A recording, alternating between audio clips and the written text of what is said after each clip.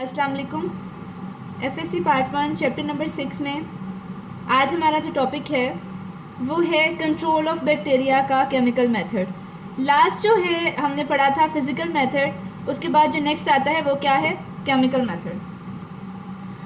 Bacteria को chemical method से control करने के 3 प्रोसेसेस हैं बेसिकली, ठीक है। 3 केमिकल्स के यूज़ से बैक्टीरिया की ग्रोथ को प्रिवेंट किया जा सकता है। फर्स्ट जो है वो है antiseptics, second are called as disinfectants and third are called as chemotherapeutic agents. सबसे पहले अगर हम बात करें एंटीसेप्टिक्स की, तो हम कहते हैं कि एंटीसेप्टिक्स वो केमिकल सब्सटेंसेस होते हैं जो कि लिविंग टिश्यूज़ पर यूज़ कर सकते हैं। एक बात बच्चों आप लोगों ने याद रखनी है कि antiseptics are use on living tissues, disinfectants are use on non living material and chemotherapeutic agents are use in living tissues. इसका क्या मतलब है? एंटीसेप्टिक्स जैसे कि अगर हम बात करें कि डिटॉल है, इसके अलावा जब हम पायोडीन वगैरह की बात करेंगे, सारी क्या आती हैं, एंटीसेप्टिक्स में आती हैं, जो कि बैक्टीरिया की ग्रोथ को यूज़ करने के लिए लिविंग टिश्यूज़ पर यूज़ होती हैं। Second are called as disinfectants. ये जो केमिकल एजेंट्स हैं ये बेस्ट ऑक्सीडाइजिंग और रिड्यूसिंग एजेंट्स हैं। जैसे कि हेलोजन्स की बात करें, फिनोल्स की बात करें, हाइड्रोजन पेरोक्साइड की बात करें, पोटेशियम परमैंगनेट की बात करें, अल्कोहल की बात करें और इसके अलावा फॉर्मेल्डिहाइड की बात करें, ये सारे क्या करते हैं, जो वेजिटेटिव सेल्स होते हैं बैक्टीरिया के, उनकी ग्रोथ को स्टॉप करते हैं और ये यूज़ होते हैं ऑन नॉन लिविंग मटीरियल। अगर हम बात करें किसी भी स्टेरिलाइजेशन का प्रोसेस है ना, हम कहते हैं कि कोई भी हमारे पास सिरिंजेस हैं या सर्जिकल इंस्ट्रूमेंट्स हैं, इन सब को स्टेरिलाइज करने के लिए जो केमिकल यूज़ होता है वो कौन सा है, disinfectants. Third are called as chemotherapeutic agents और एंटीबायोटिक्स और एंटीबायोटिक्स। ये क्या हैं? ये वो केमिकल्स हैं जो कि inside the living tissues use होते हैं। कोई केमिकल कीमोथेरेप्यूटिक एजेंट्स जैसे कि कोई मेडिसिन वगैरह हम ले रहे हैं और मतलब बैक्टीरिया को किल करने के लिए, यानी कि जैसे स्पेसिफिकली एंटीबायोटिक्स, ये क्या करते हैं, ये बैक्टीरिया का जो नेचुरल हमारी बॉडी पर उसने अटैक किया होता है उसको डिफेंस मैकेनिज्म प्रोवाइड करते हैं हमारी बॉडी को और स्टॉप करते हैं बैक्टीरिया की ग्रोथ को। इनकी जो एग्जांपल्स आती हैं बेसिकली वो आती हैं सल्फोनामाइड्स, टेट्रासाइक्लिन, पेनिसिलिन। ये क्या करते हैं, बैक्टीरिया की ग्रोथ को बॉडी में इनहिबिट करते हैं ताकि वो लिविंग टिश्यूज़ में जा पे अटैक ना कर सके, और इनको हम यूज़ करते हैं ओरल कैविटी के थ्रू बेसिकली या इंजेक्शंस के थ्रू, लेकिन बॉडी के अंदर यूज़ करते हैं। ये 3 बातें on living tissues, on non living material और इन लिविंग टिश्यूज़, ये आप लोगों ने याद रखनी है। अभी जो आपका साइड पैच है इसमें लिखा हुआ है माइक्रोबिसिडल एंड माइक्रोबिस्टेटिक, इसके बारे में बात करते हैं।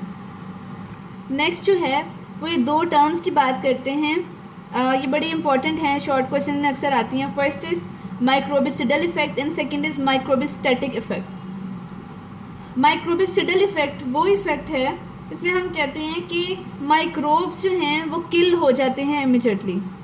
दैट इफेक्ट जो किल कर दे माइक्रोब्स को, उसे क्या कहते हैं, माइक्रोबिसिडल इफेक्ट। माइक्रोबिस्टेटिक इफेक्ट वो है जो बैक्टीरिया जो है उसकी ग्रोथ को इनहिबिट कर दे। कैसे करेगा कि रिप्रोडक्टिव कैपेसिटी उसकी ख़त्म कर देगा, जो पॉपुलेशन का साइज़ है और उसको कांस्टेंट कर देगा, ज़्यादा ग्रोथ नहीं हो पाएगी।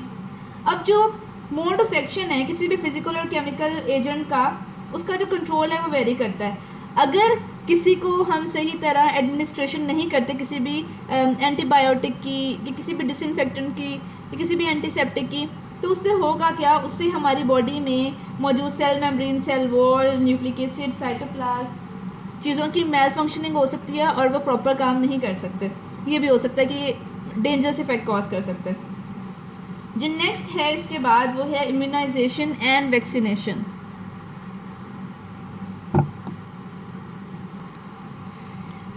ये है नेक्स्ट टॉपिक जो है इम्यूनाइजेशन एंड वैक्सीनेशन। बैक्टीरिया को कैसे कंट्रोल किया जा सकता है इम्यूनाइजेशन के प्रोसेस से और वैक्सीनेशन के प्रोसेस से। इम्यूनाइजेशन का मतलब क्या है कि बॉडी प्रिवेंट करना किसी भी ऑर्गेनिज्म की बॉडी को कि उसके अंदर कोई पर्टिकुलर डिजीज़ कॉज ना हो सके, मतलब माइक्रोब्स जो हैं अपना इफ़ेक्ट जो है एडवर्स इफ़ेक्ट वो कॉज ना कर सकें। इसमें जो प्रोसीजर्स यूज़ हो सकते हैं वो फर्स्ट है इम्यूनाइजेशन, सेकंड है antisepsis and third are chemotherapy. Chemicals के ज़रिए ट्रीटमेंट जो है वो कीमोथेरेपी कहलाता है।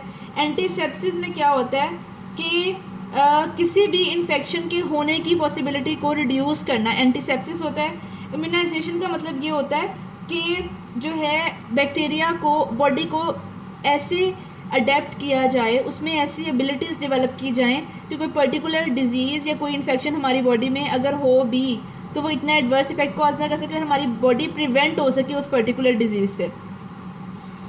अगर हम बात करें सारे पॉइंट्स की अगर हम बात करें, जो कीमोथेरेपी का प्रोसेस है हम कहते हैं कि पब्लिक हेल्थ मेजर के लिए बड़ा ज़रूरी है। वाटर की प्यूरिफिकेशन हो सकती है केमिकल के थ्रू, सीवेज डिस्पोजल हो सकता है अच्छे से, और फूड की प्रिजर्वेशन हो सकती है। अगला जो है वो ये है कि पास्टर ने हम कहते हैं बहुत ज़्यादा एक्सपेरिमेंट किए। हम डिफरेंट एक्सपेरिमेंट्स की बात करेंगे, वैक्सीन कैसे डेवलप हुई इसकी भी बात करेंगे। सबसे पहले हम बात करते हैं पास्टर के एक्सपेरिमेंट की, जो कि उसने चिकन कॉलेरा पर किया था। पास्टर ने 1880s में एक्सपेरिमेंट किया चिकन कॉलेरा पर। उसने क्या किया कि चिकन कॉलेरा कॉज करने वाला जो बैक्टीरिया था उस बैक्टीरिया को आइसोलेट किया और उसका प्योर कल्चर बनाया लेबॉर्ट्री में। उसने ये देखना था कि जो बैक्टीरिया है ये वाकई रिस्पॉन्सिबल है इस डिजीज़ को कॉज करने में, या कोई और एजेंट है या कोई और चीज़ है। इसके लिए उसने क्या किया, उसने जो रॉबर्ट कोच के जो पोस्टुलेट्स थे उसको फॉलो करते हुए एक स्ट्रेटजी ट्राई की और उसने ना एक्सपेरिमेंट परफॉर्म किया पब्लिक के सामने। उसने क्या किया, उसने कल्चर्स को लेबॉर्ट्री में, प्योर कल्चर को लेबॉर्ट्री में ग्रो कराया और उसने क्या किया, एक हेल्दी चिकन ली। नॉर्मल चिकन थी, उसमें चिकन कॉलेरा नहीं था।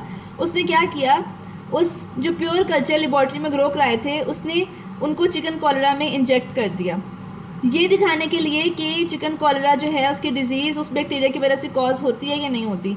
अब सारे लोगों को जमा किया और उसने ये एक्सपेरिमेंट जब परफॉर्म किया, उसने ये देखना था कि या तो जो चिकन है वो कॉलेरा उसको हो जाएगा या वो उसकी डेथ हो जाएगी।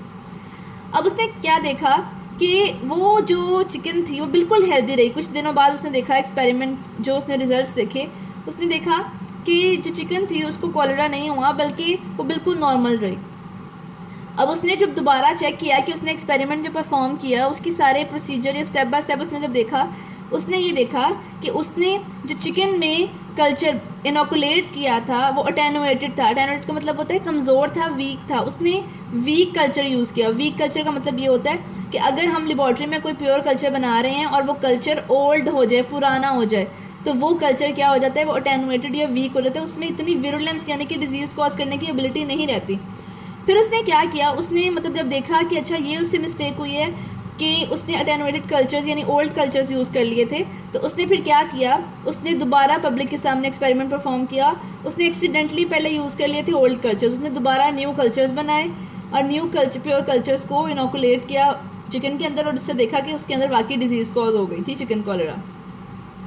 अब उसने ये देखा कि जो वीक कल्चर्स थे वो यूज़ हो सकते हैं, अगर मतलब वो तो इसके अंदर विरुलेंस की एबिलिटी बहुत कम कर देते हैं किसी भी, अगर उसके अंदर, मैं हमेशा बच्चों एक बात करती हूँ कि जो किसी चीज़ का जो पॉजिटिव एजेंट होता है वो समहाउ उसका ट्रीटमेंट होता है। जब जो बैक्टीरिया था वो प्योर कल्चर उसका एक्टिव फॉर्म में था, मतलब बिल्कुल न्यू फ्रेशली प्रिपेयर्ड था, तब वो विरुलेंस की एबिलिटी थी उसमें। और जब वो अटेनुएटेड हो गया तो क्या हो गया, उसकी डिजीज़ कॉजिंग एबिलिटी कम हो गई और क्या हुआ, उसने डिजीज़ कॉज नहीं की।